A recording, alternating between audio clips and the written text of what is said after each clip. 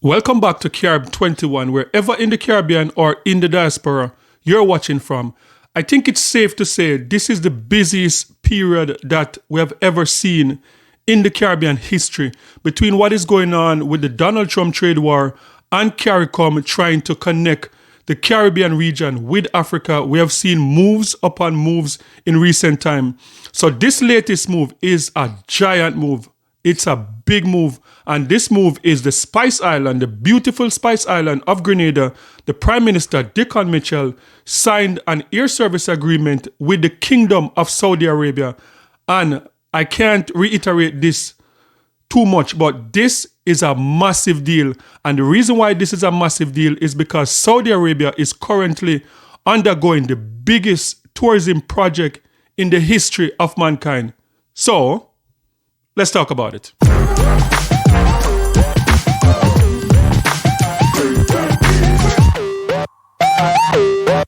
Okay, guys, so as I said, I believe that this is the busiest period we have ever seen in Caribbean history. Particularly in my lifetime, I've never seen the Caribbean moving at this speed, and this is very exciting to see. We saw the African Development Bank breaking grounds in Barbados. We saw Jamaica themselves made quite a few deals with the United Arab Emirates also.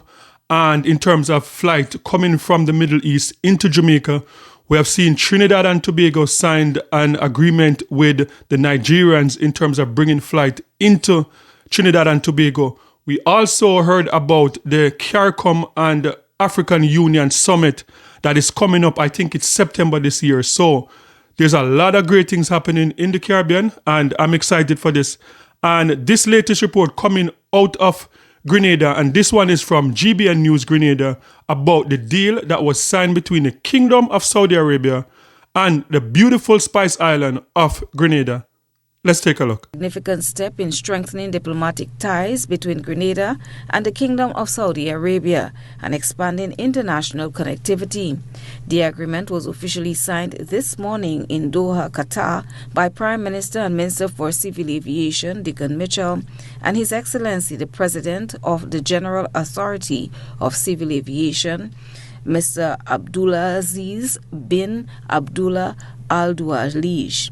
The signing followed discussions between His Excellency, the Vice President of Air Transport and International Cooperation, the Director of the Bilateral Agreement Department, and other members of the technical team from Grenada and Saudi Arabia.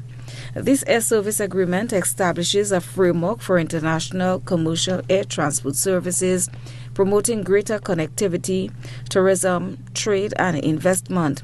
It also aims to regulate administrative and operational provisions, traffic rights, tariffs, code sharing, and other aspects of air travel, such as safety and security between the two signatory countries. Prime Minister Mitchell hailed the agreement as a pivotal step in Grenada's efforts to expand its global aviation network and open new markets for tourism and business. The Prime Minister added the agreement reflects Grenada's commitment to diversifying our international partnerships while creating new opportunities for economic growth, cultural exchanges, and tourism development. Senior representative from the Ministry of Civil Aviation, Marlon Carter, explained that the agreement lays the framework for how international aviation will be conducted between countries that are parties to the agreement. Benefits is that these agreements govern the rights of airlines that are designated by the parties, and also they take into consideration the reassurances of security, safety, tariffs, and various other aspects that allow airlines to comfortably provide services to each other's countries.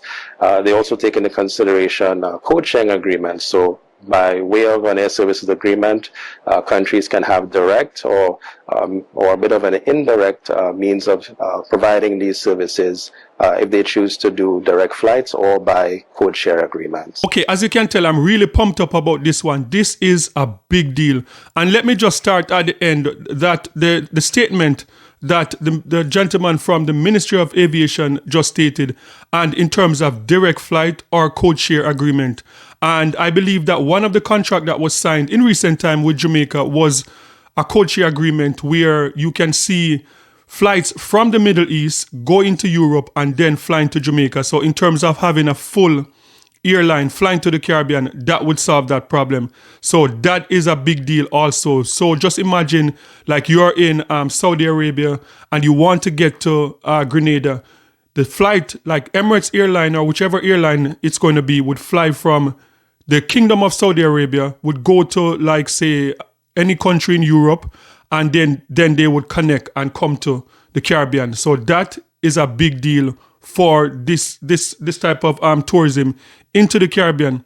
And as I said, like I'm excited about it because Saudi Arabia is undertaking a project now that would make the project that we saw in Dubai 25 years ago look like chicken feed. That's the project. The biggest, I think, the latest figure I heard, it was up to $800 billion project, tourism project that's currently going on in Saudi Arabia. And it's a massive deal.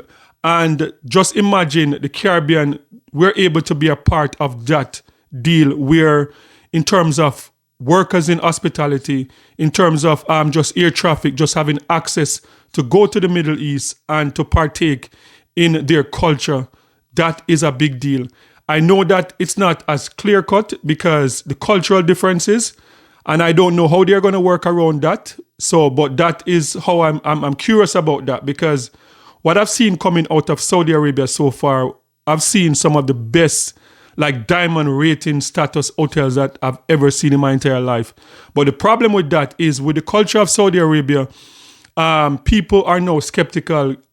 For example, alcohol. They don't drink alcohol in Saudi Arabia. So if you go to Saudi Arabia on a vacation today, like you're drinking a non-alcoholic beer, you just can't drink any alcohol in Saudi Arabia. You could be arrested. In terms of experiencing the beach, like women in their swimsuits, and that is like a no-no. But we're going to see how they're going to deal with that. And those are just a few other things that I'm concerned about. But in terms of the deal, this is a big deal.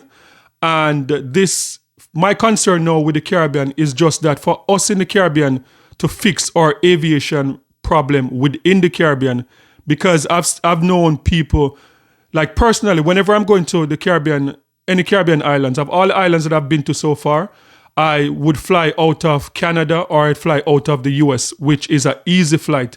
But from friends that I have and people that I know that fly from, say, like Jamaica, fly from St. Vincent, fly from Barbados to any other Caribbean island, a lot of them is like a big challenge.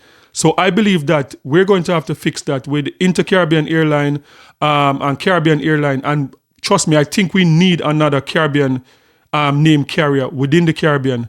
So those are just the concerns, but I'm excited. So guys, sound off in the comment section and let me know your thoughts about this deal between the Spice Island and the Kingdom of Saudi Arabia. Sound off in the comment section and let me know how you're feeling about this. Are you confident that this deal could, bring a lot of revenue to the Caribbean? Because for too long, the latest numbers that we have is like 80% of tourists in the Caribbean comes from America.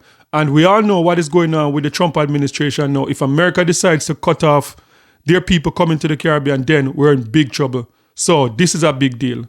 Here at Carib 21, I'm on a mission to showcase the vibrant culture and the breathtaking beauty of the Caribbean while showcasing our culture and what is trending. If you want to support me on this mission, please subscribe. And if you also want to support, you can hit the comment section and buy me a cup of coffee. In order to buy me a cup of coffee, you can follow these instructions. Just click more. You will see the link to buy me a cup of coffee. Click the link. You can purchase 1 or 2 cups of coffee and you'll be helping me to fulfill this mission. Thank you. Okay, so next up, we're in the Easter weekend and Christians across the world, they're celebrating the resurrection of Christ. And have you ever wondered about the Jamaican Easter bun and the history behind it? So if you have ever wondered about that, here's where it came from. As a Jamaican, have you ever wondered why we eat bun and cheese for Easter? It's much deeper than you think. Come on, we'll talk about it. So let's take this way back, like colonial era back. So as you know, Jamaica was colonized by the English, and the British, they normally would eat hot cross buns on Easter, which symbolizes the crucifixion of Jesus with a cross on the top. But you don't know, as Jamaicans, we're off to spice it up. So instead of the small cross buns, we started making larger loaf-style spice buns, which had molasses, raisins, and fruits, which were much richer and sweeter than the British version. Now the cheese, that was just beer vibes. That with the bun was just a perfect combo. Easter bun is more than food. It's tradition, it's family, it's culture, it's a childhood memory wrapped in a box. So the next time you eat a slice, remember that you're biting into history, culture, and beer vibes. And remember, happy Easter, y'all, and I'll see you in the next vid. Bye. Okay, so if you're celebrating Easter anywhere in the Caribbean and in the diaspora, whether you're having your fish, your fried fish, your steamed fish, your hot crust bun, or your Jamaican Easter bun, I wish you and your family a happy Easter weekend. And remember that this weekend is all about Christ. So guys, sound off in the comment section and let me know your thoughts on this video. And don't forget to like, share, and subscribe for more amazing content. And remember, peace. I'm out.